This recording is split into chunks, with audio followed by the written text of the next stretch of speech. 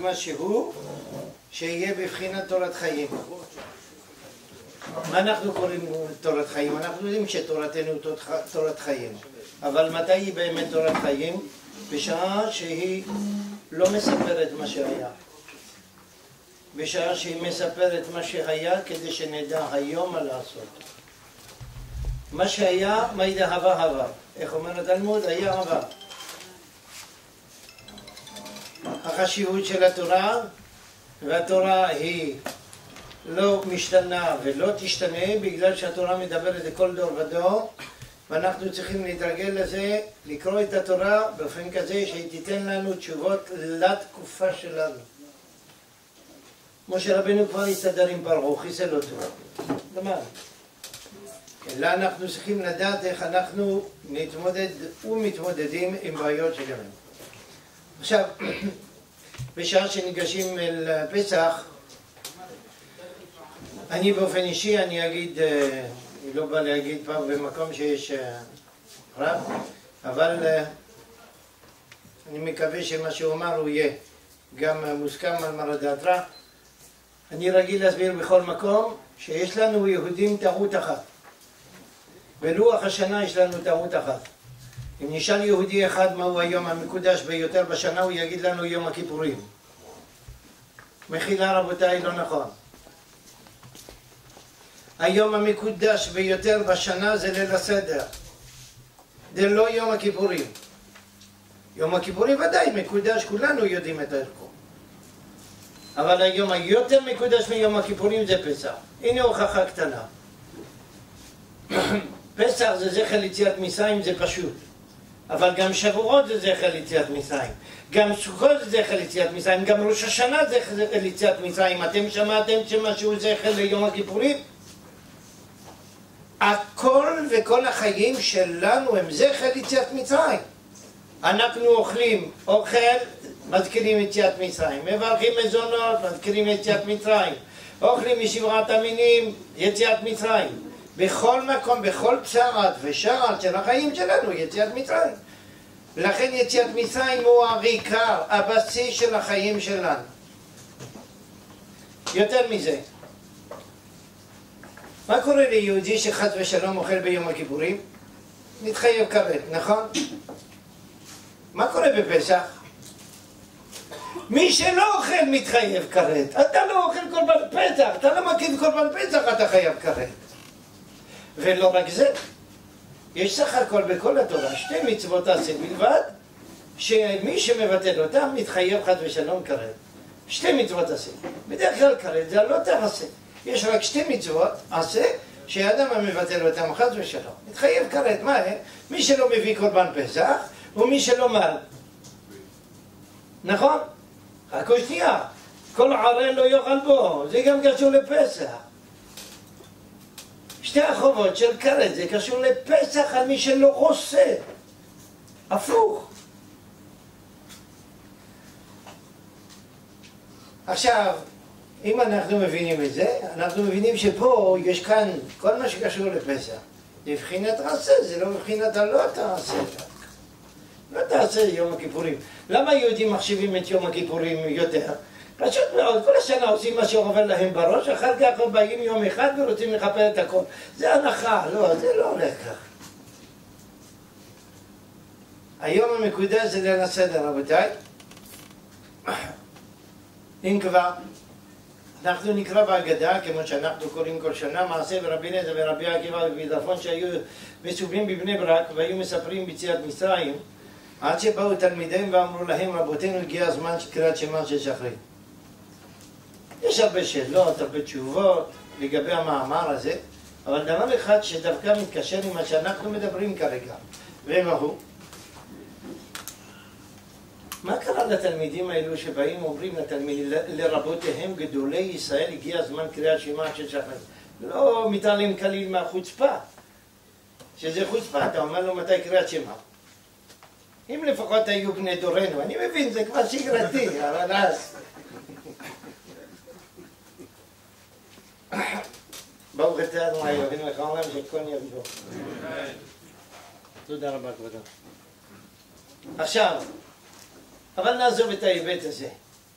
איך יכול להיות שאותם גדולי ישראל זקוקים שהתלמידים יעירו להם? מה קרה? רבותיי, פשוט. ניתן תשובה פה שנתנו כמה מגדולי רבותינו. באותו לילה, מפאת הקדושה מיוחדת של אותו ערב, אותם החכמים לא נמצאים בעולם הזה. הם למעלה, בשמיים פה. הם לא שכחו שהעולם הזה קיים בכלל. לכן לא שמו לב, לא יום, לא לילה, לא כלום. לכן באים התלמידים שהם בעולם הזה להגיד להם, רבותינו, הגיע הזמן קריאת שמע ששחריתם. לא שמע בכלל. אבל רק בלילה. יש מרבותינו המקובלים שרגילים לעשות ליל שימורים בליל הלילה, לעשות בענייני פסח כל הלילה. לכן היום הזה בשבילנו היום מיוחד במינו. בואו אנחנו נראה עכשיו מה זה אומר לגבינו היום. אתם תראו שאין פרט אחד בכל הקשור לפסח ואנחנו נוכל לנגוע רק בחלק קטן כמובן, כי לדבר על פסח צריך 120 שנה פלוס. אז לפחות בכמה נקודות נשתדל לעמוד על הדברים. קודם כל, איך עניין פסח מתחיל? רבותיי, תפתחו בבקשה, מי שיש לו תנ"ך, לא בסדר, אני אגיד בלי תנ"ך. בספר שמות, מה אנחנו רואים? זה הדבר הבא. התורה מתחילה בחזרה על שבעים נפש, שירדו אבותינו ממצרימה, וככה אנחנו מתחילים את ההגדה. אבל, מה מיד אחרי זה? ויקום מלך חדש על מצרים אשר לא ידע את יוסף. רבותיי, שמלך חדש יקום על מצרים ולא יודע את יוסף, זה בלתי אפשרי. לא יכול להיות. אז מה התורה מלמדת אותה? בואו נראה קודם כל למה זה לא יכול להיות. אנחנו צריכים לדעת, להכיר את מצרים שבתוכה היינו עבדים. בגלל הריחוק בזמן, לא תמיד מכירים אותה, הערב אנחנו נשתדל ללמוד קצת עליה. יש שני רמים בכל תולדות האנושות, שלא ייתכן שמשהו ילך לאיבוד אצלם. רק שניים. אחד זה אנחנו כמובן. כל תולדות רמינו כתובים על ידי חכם זה או על ידי חכם אחר, על ידי נביאים, על ידי התנ"ך והכל. התנ"ך נכתב וכבר מאברהם עד סוף התנ"ך יודעים את הכל, אפילו מאדם הראשון. עד סוף על אנשי כנסת הגדולה יודעים את הכל. אחרי אנשי כנסת הגדולה בתורה שבעל פה ממשיכה, אחר כך החכמים בכל דור ודור מתארים לנו איך עברנו מדור לדור. עד היום הכל כתוב, לפחות כל הדברים הגדולים הנוגעים לכלל ישראל. יש רם שני שלא השאיר דבר אחד בלי לכתוב אותו, זה מצרים העתיקה. כל דבר, ובפרט הקשור לשלטון המצרי, היה כתוב. עכשיו, המלך חדש הזה, שקם, הוא קם בערך, פחות מ-200 שנה אחרי התעלקותו של יוסף. איך יכול להיות שהוא לא מכיר גם מצרים? זה לא יכול להיות, אנחנו מכירים את כל המלכים של מצרים. אחד אחרי השני, איך הוא לא מכיר בו? תפתח את זה. ספר הזיכרונות, אפילו אחשוורוש שהוא פותח, מה? אנחנו מבינים כשאנחנו רואים את הפסוק של התורה, אנחנו מבינים אז מה שאמרו חז"ל. לא שהוא לא ידע את יוסף, לא רוצה לדעת את יוסף. לא רוצה להכיר בו, למה? כי אז הוא צריך להכיר תודה. והדבר הקשה ביותר לכל אדם על האדמות זה הכרת טובה. למה? כי הכרת טובה מחייבת. אז אם הוא יגיד שהוא זוכר שיוסף הוא הציל את מצרים בשעה קשה ביותר, הוא לא יוכל לנהוג בדרך הקשה. אז הוא לא זוכר את יוסף, שכח. יופי. אבל למה הוא לא רוצה לזכור את יוסף? בגלל שבינתיים מתרחש משהו במצרים, שמתרחש עם עם ישראל בכל דור ודור עד עצם היום הזה. איפה שיהודי נכנס ומשתלט. עם ישראל נגיד. איפה שעם ישראל נכנס הוא משתלט, תופס את העמדות הבטוחות ביותר, הבכירות ביותר בכל מקום. והאיש הזה, הפרעה ההוא, מבין מיד שזה מהווה סכנה למצרים. למה זה גנה? הם תופסים את עמדות הכוח של המדינה. הוא אומר, כן? אם יבוא רם אחר לתקוף אותנו, אולי יתחברו אליו. ואנחנו פה נמצא את עצמנו בחוץ. בואו נכין כבר את ההמשך, רבותיי. הזכיר שמו של בן אדם שאולי אתם מכירים אותו דרך יישוב אחד שנמצא בדרום. אתם יודעים שלא רחוק מיבנה, יש איזה מושב או כפר קטן, לא יודע בדיוק, לא הייתי שם אפילו, עברתי על ידו. אבל לא נכנסתי, שנקרא כפר ורבורג. כן?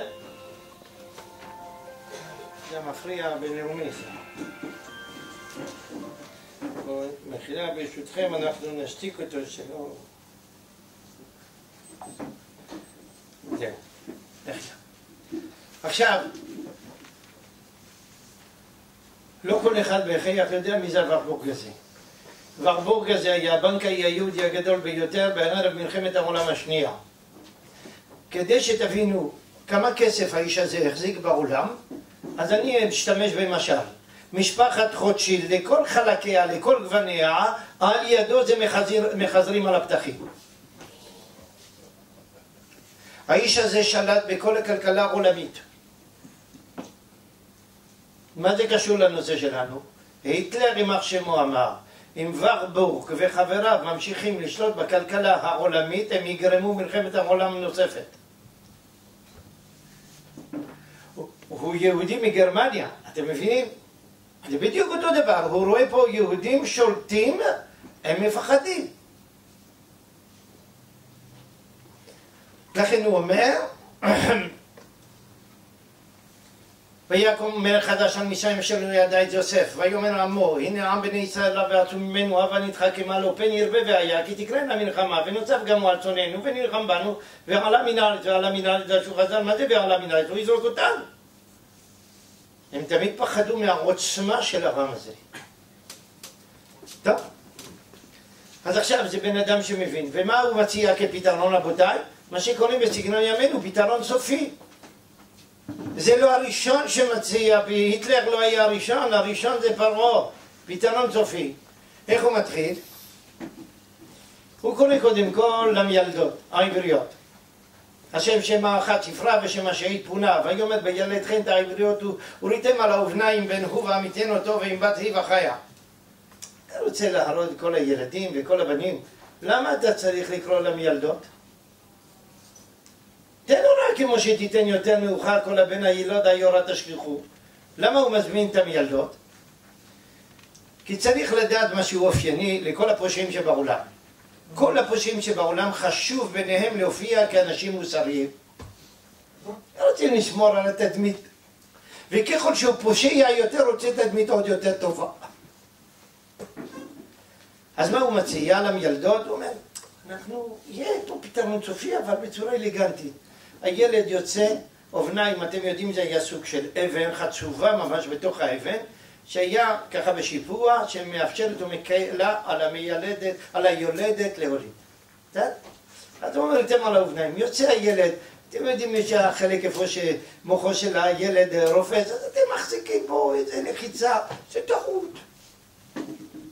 או שובבים את הצוואר קצת, שוברים את עמוד השדרה, זה היה טעות. זה טעויות רפואיות, איך קוראים את זה? אז הוא מבקש קודם כל פתרון בדרך אלגנטית כזו, כדי שלא ייראה כפושע. אבל ותראה להם ילדות את האלוהים ולא עשו, כאשר אמר עליהם מלך מצרים, ותחיינה את הילדים. הם היו בעלות מסירות נפש לא רגילה. חז"ל אומרים שאחת היא יוכבד, אחת מרים. לא משנה אם זה כפשוטו או לא כפשוטו, מכל מקום זה מילדות העבריות. יש חכם אחד שחושב אחרת, נעזוב אותו כרגע. זה נשאיר אותו לאנשים בעייתיים. עכשיו,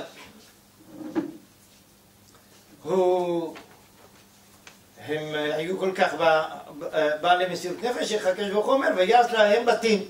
הוא הבטיח להם בתים. כן, בתי כהונה, בתי לוויה וכן הלאה. להגיד לעשות, להתחכם עם פרעה, ומה הם אומרות? כי חיות הנה בטרם תבוא עליהם המילדת וילדו. בסדר? דרך אגב, כל זמן שלא עליתי ארצה, לא הבנתי כל כך מה זה הפסוק הזה. איך הן יכולות להגיד את זה? כשעליתי ארצה הבנתי את זה. למה? גדלתי בחוץ לארץ, ותקופה מסוימת הייתי באירופה. באירופה כשאישה בהיריון היא עושה את הכל כדי להסתיר שהיא בהיריון. כאילו זה פשע. אז היא מסתירה שהיא בהיריון. בסדר? וכאשר היא יולדת, היא שמחה להישאר בבית החולים, או בקליניקה, 15 יום, 3 שבועות וכדומה. כן? והנה פה בארץ, מה קורה כשאישה בהיריון? אפילו בקושי בחודש השלישי צריכה להראות את זה כאילו זה חודש התשיעי. וכאשר היא יולדת, בקושי היא כבר קמה מהמיטה, היא כבר ילדה לפני 3-4 שעות, מתחילה להתנפל על הרופא, תן לי ללכת הביתה, היא לא רוצה להישאר אפילו חצי יום. זה חיות הנה, ולראות חיים. ברוך השם. זה מה שהם השאירו, לפני שנגיע, הם כבר גמרו את הכל. בסדר? דרך אגב, אם תרשו לי, אני אספר גם משהו אישי. אני בכל המשפחה, פעם ראשונה, אמי ילדה, ואני אף פעם בחיים שלי לא רציתי לעשות כמו כולם, אף פעם, זה לא מתאים. אז גם בלידה לא רציתי להתהפך, לצאת לעולם. אז סיכנתי את אמא, מזמינים את הגינקולוג, המיילדת, שניהם תופסים את אבא, זיכרונו לברכה, אומרים לו, אתה צריך לוותר או לאמא או על הילד. אבא יחוויר, לידה ראשונה, בכור. אבל זה היה אצל הסבא, שהיה תלמיד חכם גדול, חברותא של בבא סאלי. הוא ראה את אבא שמחוויר, הוא אומר לו, תגיד לי, מה קרה? הוא אומר, הנה, מה שהם אומרים. דודה שלי, האחות של אבא, הייתה אחות ראשית בבית החולים. הוא קורא לה, תגיד לי מרים, את יכולה לילד את גיסתך, את מסוגלת? היא לא עשתה את זה אף פעם בחיים שלה, היא אומרת, כן, אני מסוגלת. טוב, אז הסבא הוא אמר, תראי, תילדי אותה, ואם יהיה צורך עזרה, אני באופן אישי גם אעזור. אבל לקח את הגינקולוג והמיילד, זרק אותם. ואני פה, אתם רואים, אחרי כמה שנים בכל זאת, אני פה. אתם יודעים מה זה חיה. טוב. עכשיו, אז זה לא היה שקר, זה ככה בעמנו. ואחר כך, אבל הוא אומר, כשהוא רואה שאין ברירה, עכשיו ההוראה הכללית, חיסול כללי, כל הבן הילודה יורד השליחו. זה פתרון סופי רבותיי, זה הפתרון הסופי. לפני 3,500 שנה, לא לפני 70 שנה. הבעיה של היהודים יש זיכרון קצר. הם זוכרים רק את הטוב של הגויים. יש לאחד גן עדן במרוקו, והשני יש לו גן עדן בפולין, והשלישי גן עדן בצרפת, בארצות הברית. כל מקום גן עדן חוץ מבארץ. באמת אם יש דירות כאלו זה גיהינום, זה ברור.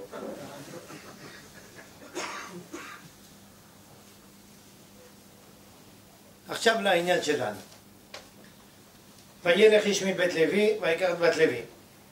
ומי נולד? משה רבנו, הגואל המשיח. בסדר? אנחנו יודעים שבתיה, בת יחידה לפרעה, ללא ילדים, מאמצת את הילד הזה. כן? מתי אני צריך להפסיק, הרבי שלמה? הרב לא צריך להפסיק. לא, אבל יש מישהו שצריך אחריי, לא? אחרי 9. זה? טוב. עכשיו, היא מאמצת את הילד הזה, והיא קוראה לו משה. בסדר? למה? כי מן המים השיתיהו. כולנו מכירים את זה. תגידו לי, היא דיברה עברית?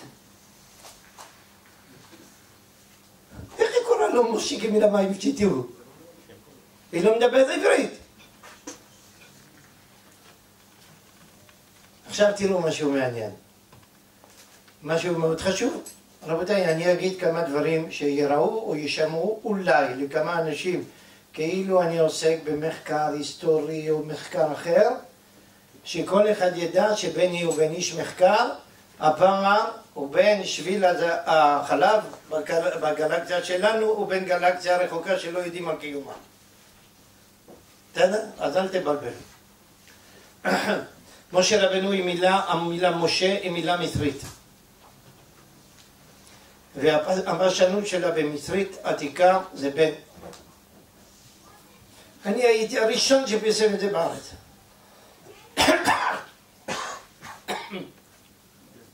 קורא לו בן. הייתה הגרוזינית הראשונה. שבילי קורא לזה.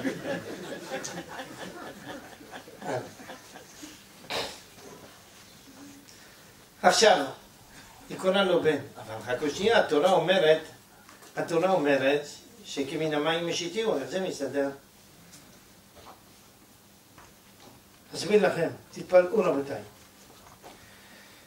גם בעברית, גם במצרית עתיקה, משה פירושו כמן המים משיתיהו.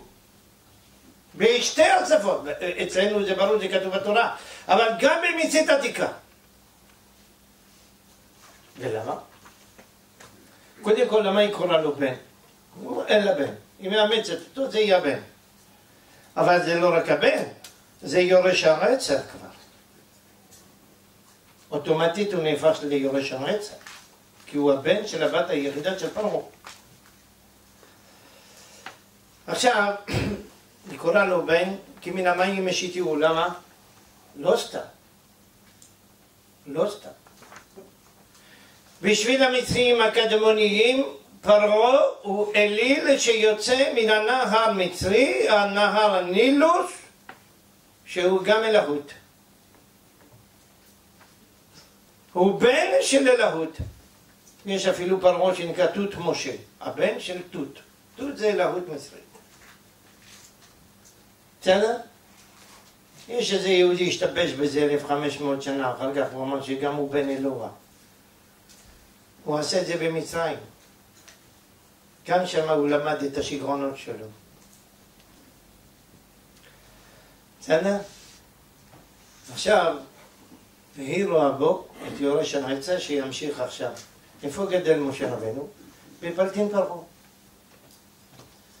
טוב, האיש הזה איננו יודע שהוא יהודי, הוא מעט, הוא בקושי יודע, לא בטוח בכלל שידע עד שיצא אל אחיו. יום אחד הוא יצא אל אחיו, מי הלך להדליף לו שאם הוא מוצא יהודי לא ברור, התורה לא סיפרה. וזה לא כל כך חשוב, יום אחד הוא מגיע שמה, כן? ומה הוא רואה? הוא רואה איש מצרי מכה איש עברי מאחיו. ויפן כה וכה ויתן איש ויך את המצרי. ויטמנהו בכה. למה הוא פונה בין כה וכה? רבותיי, משה רבנו הוא יורש הרצח. מה זה בשביל יורש הרצח לקחת אזרח באותם הימים לחסל אותו? זה כלום, זה נחשב אזרח בכלל. אבל תדעו לכם רבותיי, משה רבנו איננו רק יורש הרצח, הוא הרמטכ"ל של מצרים. למה? כי באותם הימים הוא המלך, הוא הבן שלו, הוא יורש הרצח, הוא הרמטכ"ל. וזה כתוב במדרשים מסוימים של חז"ל. איך הוא לקח אישה כושית? הוא כבש את אתיופיה. עכשיו, משה רבנו, אם כן, על תקן יורש הארץ רמטכ"ל, למה הוא פונה כה וכה? כי אותו מצרי שמכה איש עברי זה שוטה של פרעה. אם הוא פוגע בו, זה מרד נגד פרעה, הראש שלו ייפול. ויפן כה וכה ויכן איש. ויך את המצרי, איך הוא היכה? אנחנו קוראים רש"י. רש"י אומר איך הוא היכה אותו, בשם המפורש הרג אותו. בא רבנו בחיי אומר שם המפורש, מה פתאום? לא יכול להיות. כי אם זה בשם המפורש, איך ידעו שהוא הרג אותו? שם המפורש זה מישהו בכוונה או אפילו בפה, הוא אומר את זה והקדוש ברוך הוא פועל על פי זה. איך מישהו אחר יכול להגיד שם המפורש? תגידו לי שראו אותו תומל את המשיש, זה לא אומר כלום, אולי הוא מצא את מצווה שם. תומל אותו. מאיפה אתה יודע שהוא הרג אותו? זה לא הוכחה של כלום. אלא מה? מה אומר רבנו בחיי? אם ככה הוא אומר פשוט מאוד. איך הוא הרג אותו? ואיך להסביר את רש"י? אומר משהו יפה, חשוב מאוד. הוא אומר, הכניס לו אגרוף בפרצוף כל כך חזק, כאילו שהמפורש הרג אותו. הוא לא המציא את הרעיון הזה? כי רש"י שאמר שהוא הרג אותו בשם המפורש, זה שם דעת החכמים. אבל יש שם תנא חולק. והוא אומר שלא הרג בשם המפורש. הוא אומר, מה הוא עשה? לקח מגרפה והוציא את מוחו. הוא לא היה משרת בצער, אבל זה לפגוע באויבים, ככה, כזאת, זה לא היה יפה.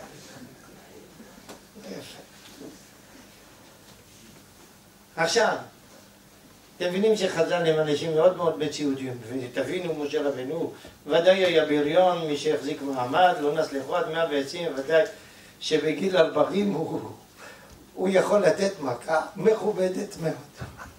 בסדר? אבל עכשיו, כיוון שהוא ברד, מי יכול להלשין על מי שמציל את היהודים?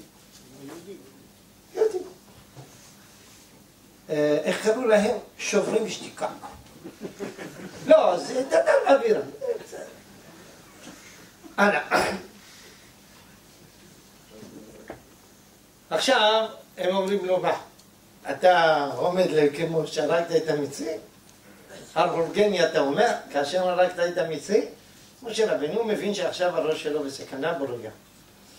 כידוע לנו, נשאר אצל יתרו 40 שנה וכו' וכו'. ויום אחד פתאום מתגלה אליו הקדוש ברוך הוא בסנה. ואומר לו שהוא רוצה להיות, שהוא רוצה שיהיה שליח. לך והוציא את עמי בני ישראל מהסביסיים. משה רבנו לא מבין, הוא אומר, אני? מה אני? בקושי יודע מה זה להיות יהודי. אותי אתה שולח?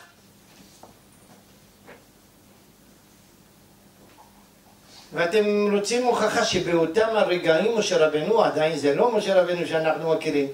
הוא גדל בפלטין פרעה, הוא חונך שמה, איך אומרים בסגנון ימינו, היה לו PhD מאוניברסיטת רמסס, אבל זה הכל. תשאלו אותו דף של גמרא, עדיין לא למד. והוכחה, כשהוא רואה את המחזה שמה, והנה הסנה, בוער באש והסנה נלוקל, מה עושה משה רבנו? אם זה היה יהודי, אחר כך בקרקע שנייה, יש פה נס, בוא נתרחק ונשמור מרחק. משה רבנו, ובוא נבדוק פה איזה תאווה פיזיקלית יש פה. הולך לראות מה קורה. עד שהקדוש ברוך הוא מתגלה אליו, אנוכי אלוהי אביך, אלוהי אברהם, אלוהי יצחק ואלוהי יעקב, ואז ויסתר משה מפניו. אז הוא מבין שפה הקדוש ברוך הוא מתגלה, זה כבר בעיה.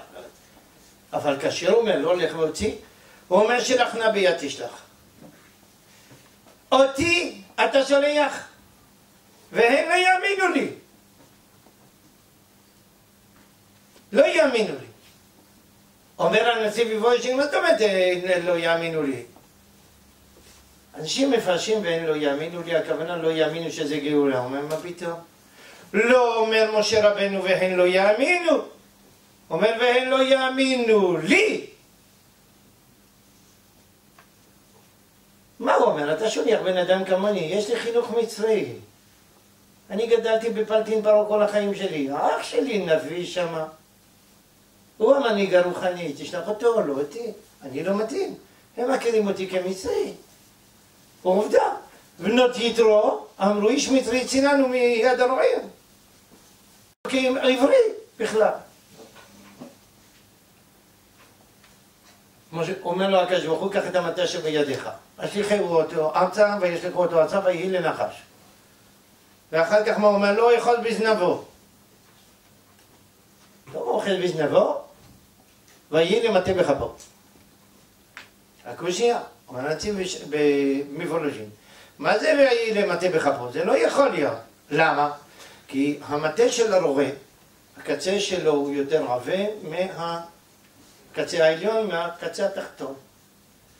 עכשיו, כאשר הוא השליך אותו ארצה, הקצה העליון הראש נעשה ראש הנחש, והקצה התחתון נעשה זנב הנחש. אומר לו הקדוש ברוך הוא יכול בזנבו, ויהי למטה בכפו, משמע שהזנב נהפך לראש, התהפך. אומר לו הקדוש ברוך הוא, דיברת לשון הרע, הם יאמינו לך. לך יאמין. אתה טועה פה, יאמינו לך. משה רבנו מגיע, כן?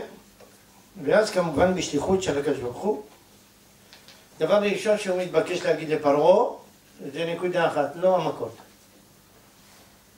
הוא מתבקש להגיד משהו מסוג אחר לחלוטין. בני בכורי ישראל. מה זה אומר? יאללה. זה הדבר הראשון. שלח את בני ויעבדוני. טוב, פרעה כידוע לא רוצה לשליח, ואז מתחילות המכות אחת אחרי חברתה לנחות על מצרים. במקביל למכות, הקדוש ברוך הוא מזמין את משה ואהרון ואומר להם מה שקראנו לפני מעט זמן, החודש הזה לכם ראש חודשים ראשון הוא לכם לחודשי השנה. דברו אל כל עדת בני ישראל, זה כתוב לפניכם עכשיו. בסדר? בואו נקרא את מה שכתוב בתורה שמונח לפניכם עכשיו. מה אומר כאן, מה אומרת התורה? אומר ככה, ויאמר השם אל משה ואל אהרון בארץ מצרים. לאמור. וזה בארץ מצרים, וכי איפה היו אהרון ומשה? היו במצרים. מה זה בארץ מצרים לאמור? אנחנו נצטרך לדבר על זה. החודש הזה לכם ראש חודשים. טוב. למה החודש הזה מיוחד? מה זה כל כך חשוב? ואם זה היה חודש אחר, זה היה משנה את כל התורה כולה. ההוכחה שזה לא כל כך משנה. הקדוש ברוך הוא אמר, החודש הזה לכם ראש חודשים, ומתי היהודים אומרים שנה טובה? באחד לחודש השביעי. אולי תגיד זה בראש חודש ניסן שנה טובה? מה אתה אומר זה בחודש השביעי? רק היהודים יכולים להיות כאלו. אתם יודעים שראש חודש השביעי זה היום המרוחק ביותר מההתחלה מהסוף של השנה, אי אפשר. ושם הוא קובע את זה ראש השנה, כאשר ראש השנה זה חודש ניסן. הכל הפוך אצל היהודים, זה כמו המטה, זה מתהפך, לא יודעים איך. טוב, בוא נראה. אז הקדוש ברוך הוא אומר, החודש הזה לכם ראש חודשים ראשון הוא לכם לחודשי השנה. דברו אל כל עדת ישראל לאמור בעשור לחודש הזה ויקחו להם איש צא ותבות צא לבית. בעשור לחודש וממעט הבית מלהיות מסה ולקחו שכנו הקרוב אל ביתו במכסת נפשות איש לפי אוכלו תחוסו על הצא.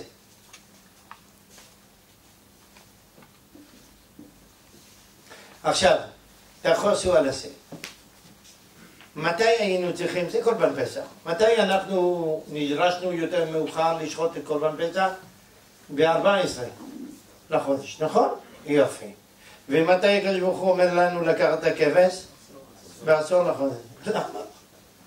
ומה יקרה אם זה ב-11, ב-12, ב-13, יש אפילו משנה מסכת מגילה, אפשר לכל היום. הסופר מתרוקן כבר. מה? הסופר מתרוקן ביום לפני החג. לא. אצל הערבים יש לך תמיד באזור כבשים כמה שיהיה, ולפעמים צריך לשחוט, אז הם צריכים את זה. עכשיו, יש מספיק. עכשיו, בעשור לחודש, וזה לא משנה אם זה מחוסר הכמות, יהיה עוד חוסר כמות בעשור, או יהיה חוסר כמות ב-14, זה לא משנה שום דבר. אין אפשרות. למה זה לא מקפיד? מה זה כל כך חשוב? טוב, אנחנו נדבר על זה, אני רק שואל שאלות אחר כך. והיה לכם למשמרת, אני אומר, זה צריך להיות למשמרת. עד 14 יום לחודש הזה, ושחטו אותו כל קהל עדת ישראל, בין החרביים. מה זה בין החרביים? בין חצות יום, ב-14 עד הלילה. תגידו לי רבותיי, אתם מכירים קורבן אחד, שהזמן של השחיטה שלו זה רק חצי יום? לא מוכר דבר כזה בכל התורה כולה. אין דבר כזה. כל קורבן בעולם הוא כשר, מעמוד השחר עד השקיעת החמה לפחות, אם לא הוצאת הכוכבים בלי להיכנס לדיוקים של ההלכה. מה פתאום אומרים לנו רק בחצי יום, ועוד אחרי צהריים, כן? ושם למדו היהודים לעשות ברית מילה אחרי צהריים. למה כתוב וישכם אברהם בבוקר, אז עושים אחרי צהריים.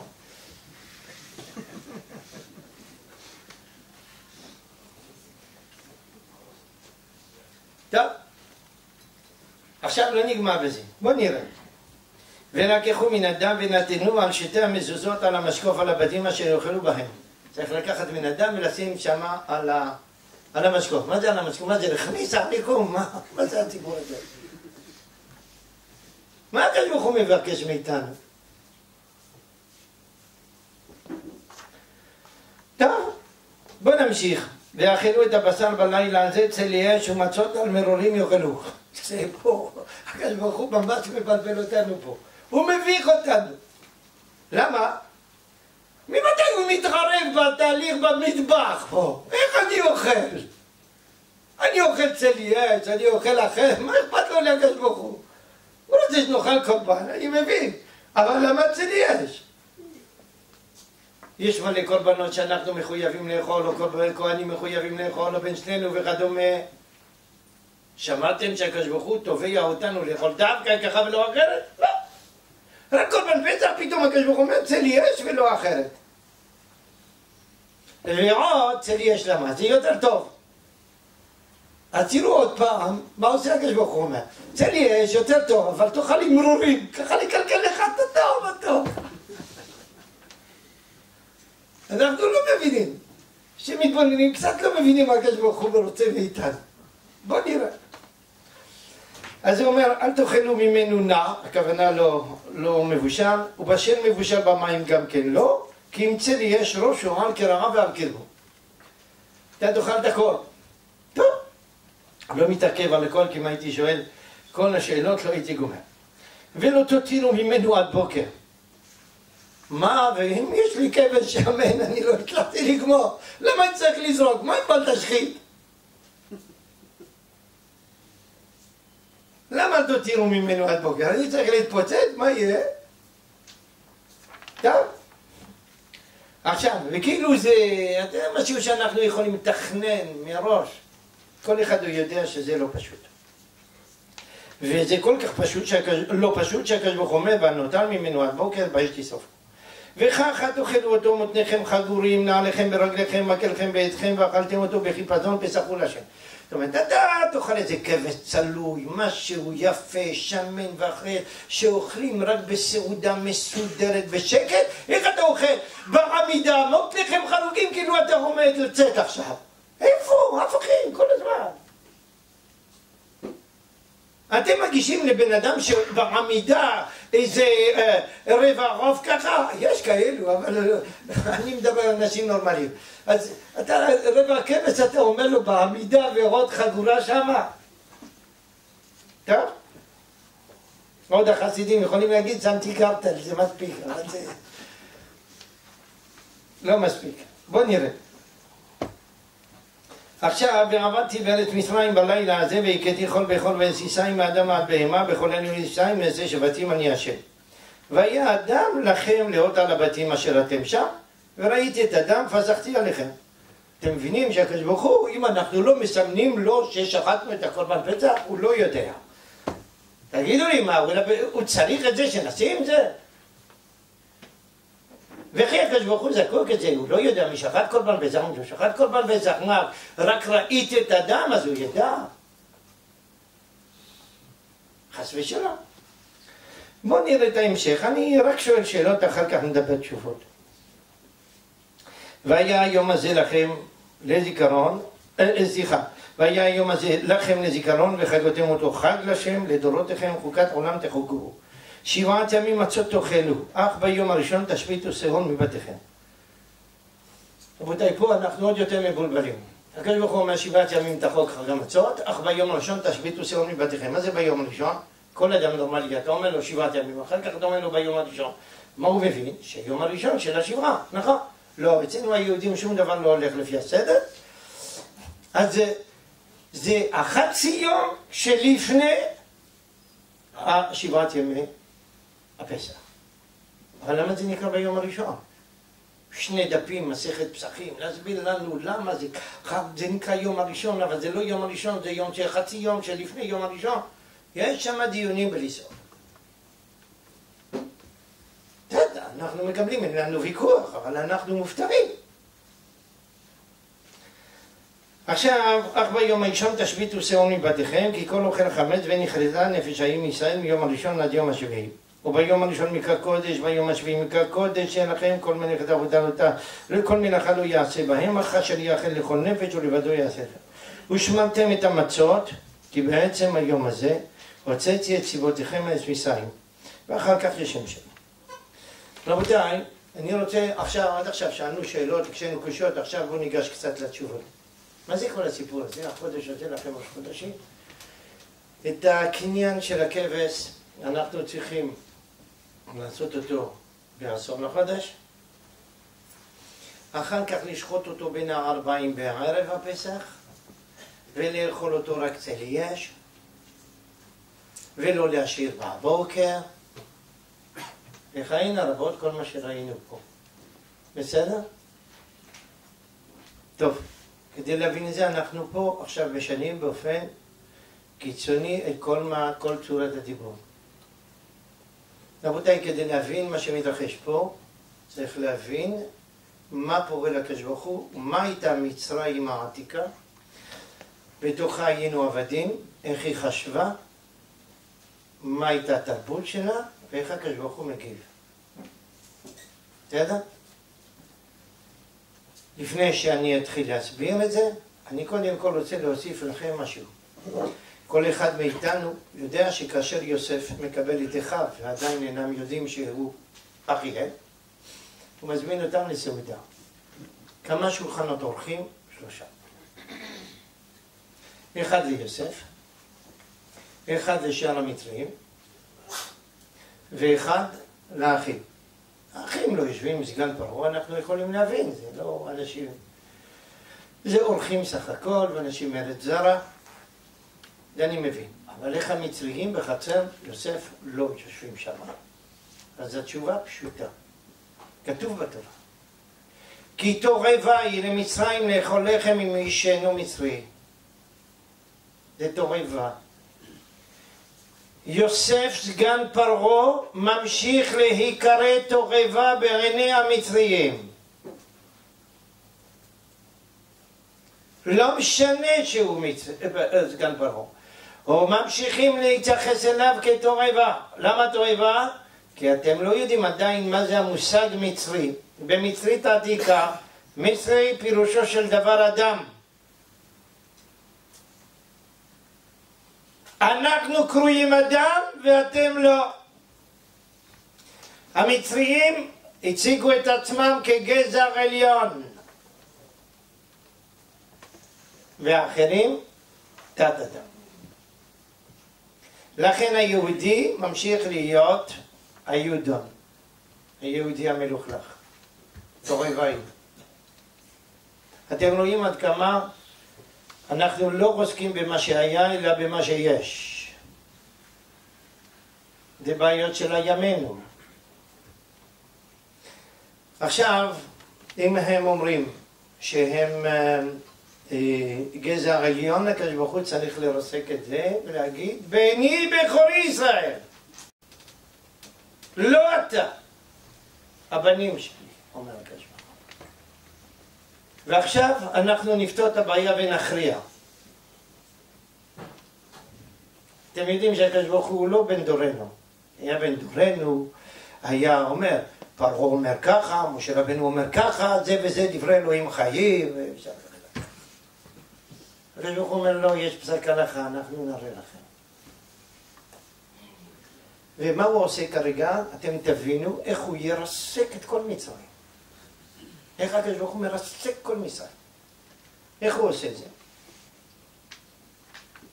עוד הקדמה נוספת, רבותיי.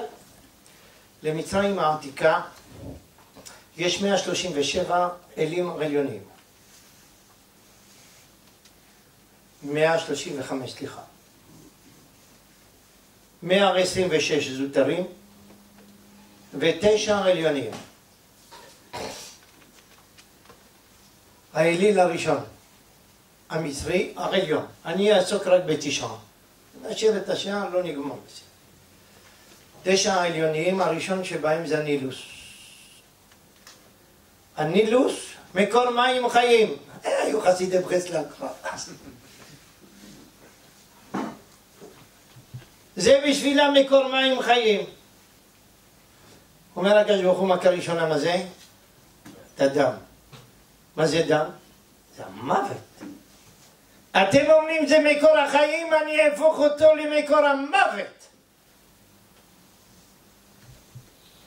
וכל המכות אחת אחריך, ואתה מפילה את אלוהי מצרים. תסתכלו פה, מה שכתוב בשורה 20. ובכל אלוהי מצרים 10 שבטים. אתם מבינים עכשיו? אני לא אוכל לעבור על התשעה, כי אז אנחנו צריכים כמה וכמה שעות, אז אני אעבור לאחרון שבהם. התשיעי. מה זה האליל התשיעי שלהם? השמש. בסדר? איך הם קראו לו? אטום. באמת, הכל אטום שם אצלם. עכשיו, אטום. ומה המייצג שלו עלי אדמות? הכבש. זה האליל. המצרי שמייצג את האלוה העליון הזה בעיניהם. בסדר? מתי החגיגה של אותו אליל? לכל אליל היה חג שלו. מתי החגיגה שלו? י"ד בניסן. מתי מתחילה החגיגה? בשעה שהשמש זורחת, בצהריים.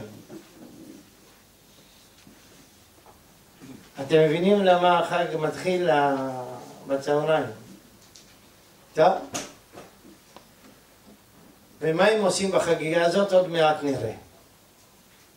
קודם כל, מה אנחנו התבקשנו לעשות? לקחת בעשור לחודש, 5 ימים לפני כן, לקחת כבש, כפי שהמקדש אומר, היינו קושרים אותו למיטה, לא משנה למה, והמסים היו באים ומתפלים, זה האלוה שלהם, אנחנו פה קושרים אותו ככה. אז מה אנחנו היינו צריכים להגיד להם? רבותיי, זה האלוה שלכם, אנחנו מתכננים משהו נחמד, לשחוט אותו. חז"ל אומרים, אותו עשור לחודש באותה שנה, היה שבת, כך מעידים חז"ל. מכאן שבת הגדול. בסדר? למה אומרים חז"ל נקרא שבת הגדול? בגלל הנס שנעשה. חז"ל לא הסבירו איזה נס, איזה נס. כל עם ישראל לוקח את האליל המצרי, קושר למיטה, מודיע למצרים, אנחנו עומדים לשחוט את האליל שלכם, ולא ביצעו פוגרום.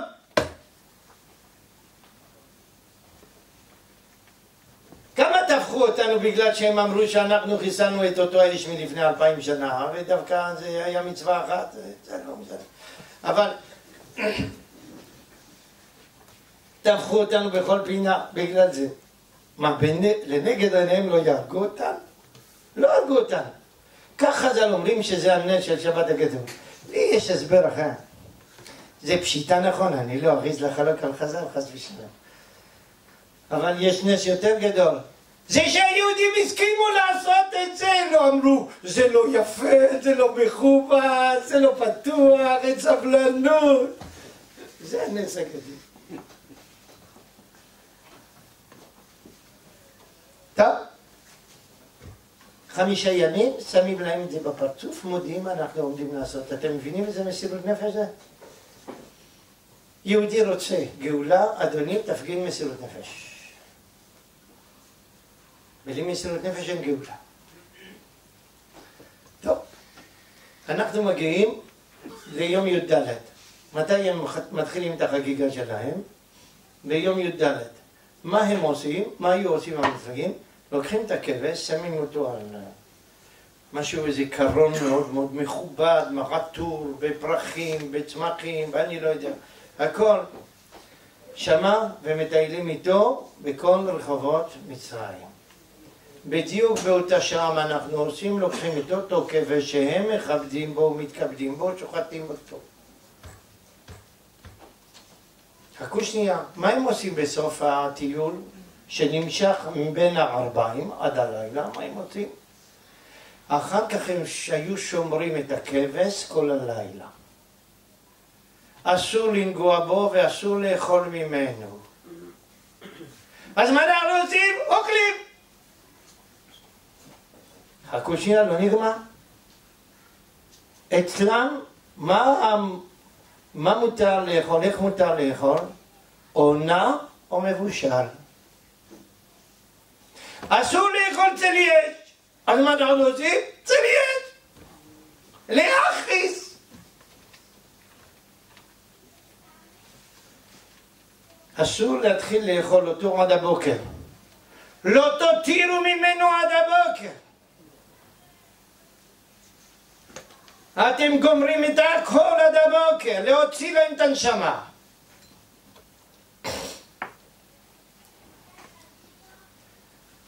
וכמובן הם ירצו לפגוע בכם, אל תדאג. ראי כי תיכול בכל בית מצרים. באותו רגע שעלולים לפגוע בכם, באותו רגע אני מטפל בהם ואלמד אותם מי זה בני בכור ישראל. אם מישהו רוצה להבין את זה, אני אספר רק סיפור נחמד. מי שפה ממוצא מרוקאי קצת מבוגר, הוא בטח מכיר את הדמויות. לבבא סאלי זיכרונו לברכה היה בן דוד שקראו לו בבא לו, רבי מכלוף אבוחצירא, שהיה בית דין של מרקש. תמיד חכם סופר חריף. אפילו המילה חריף אני חושב שזה קל. הכרתי אותו אישית.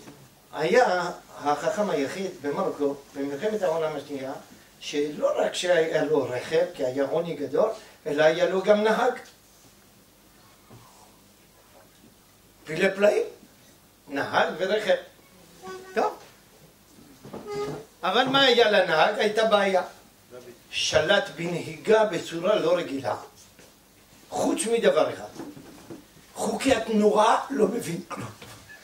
נכנס בכניסה אסורה, מסכן את האנשים, והרב מנסה להסביר לו, האיש סתום חתום לא מבין כלום.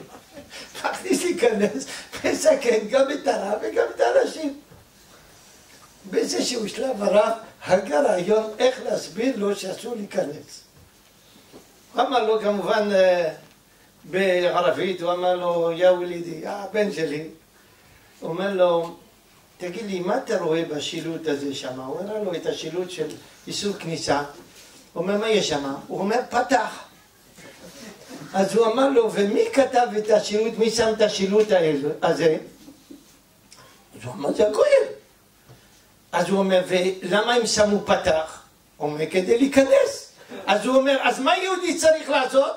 הוא אומר, לא להיכנס, ואז לא נכנס. זה יהודי בריא.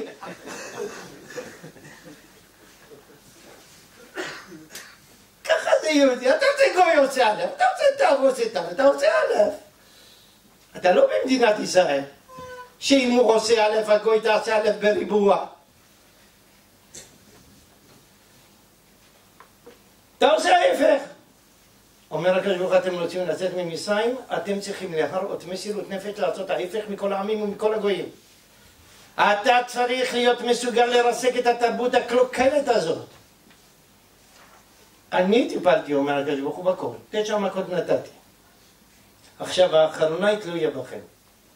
אתם לוקחים את האליל העליון שלכם, ואני בינתיים נותן את המכה העשירית, זה דובדבן על הקצפת שם. אחרי 9 האלים, אני מוסיף עוד אחד. וככה הקדוש ברוך הוא ריסק את כל התרבות המצרית. וכתוצאה מכך אנחנו יכולים לזכות לגאולה. מתי עם ישראל יכול לזכות לגאולה? כאשר הוא מסוגל להסתייג מתרבויות של העמים. לפני כן אין, לא שייך גאולה. אתה רוצה לחיות כמו התרבות שלהם, אתה לא צריך מדינת ישראל. אני 46 שנה, עוד מעט בארץ הזאת. 46 שנה שואל ילידי הארץ, תגיד לי, לא מדבר על אנשים יראי שמיים, שיודעים שאנחנו פה בגלל מצווה. בגלל מצווה יש ויכוחים, זה לא כתוב ברמב"ם, זה לא מצווה, זה רק דרבנן. תעזו את העם מארצות האלה שם בצד. עכשיו, אנחנו בשבילנו זה מצווה, בסדר? אתם יודעים שהקדוש ברוך הוא כשהוא התגלה לאברהם אבינו, אמר לו, לך לך מארצך ממולדתך מבית אביך אל הר סיני. לפי השיטות שזה לא מצווה, אז הוא היה צריך לשלוח אותו להר סיני, למה הוא שלח אותו לארץ? טוב, כנראה הקדוש ברוך הוא פסק מדרבנן, שצריך לעשות.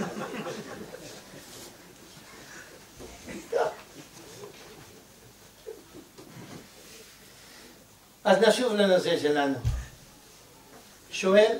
אני שואל יהודים שלא יודעים מה זה תורה, למה אני יליד חוץ לארץ צריך להיות פה?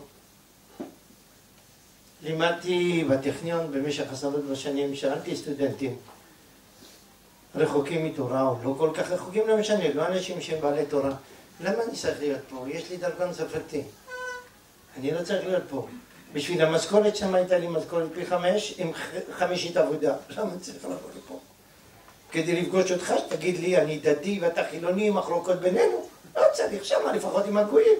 אני יכול להרים יד שמה עליהם שמפריעים לי. עליך אני לא יכול, אתה יהודי, מה אני אעשה? אתם יודעים, 46 שנה לא היה אחד שידע להשיב לי. מה אני עושה פה? בסדר? כי למה? חונכו על ברכי תרבות לעולם. אז הוא לא מבין מה הוא עושה פה. בניגוד לכך, אני בא ממשפחת רבנים. נזרקנו מאלג'יריה בעצמאות אלג'יריה ב-62 למינלה. משפחה מסוימת שלנו קיבלה אותנו בצרפת. לא היה איפה להיות. אבל כמה חודשים היינו אצלם. ישנו על הרצפה, על הכלום, איפה שהיה מקום. לא היו אנשים עם אמצעים. אבל שבת אחת יושבים כל המשפחה, והבן של המשפחה אמר, הוא היה בן 11 ככה, אני צרפתי. אני מצהיר בפניכם רבותיי, אם מישהו היה זורק פצצה גרעינית בחדר באותו רגע, לא היה עושה אפקט יותר גדול. לא התלבטנו להבין איך יהודי אומר שהוא צרפתי. אתה יהודי, אתה לא צרפתי, יש לך פיסת נייר צרפתי עם דרכון. מה אתה מדבר? ואני לא מדבר כבן אדם, היינו כולנו צרפתיים, ואבא היה קצין קרבי בקו ראשון, כל מלחמת העולם השנייה, 6 שנים. 6 שנים החליף את האוכל שלו תמורת קופסאות סרדינים לאכול כשר. אז הוא היה קצין צרפתי, אבל אף פעם לא חשבנו שאנחנו צרפתים, אנחנו יהודים בגלות צרפת. אתה צרפתי, זאת אומרת פה.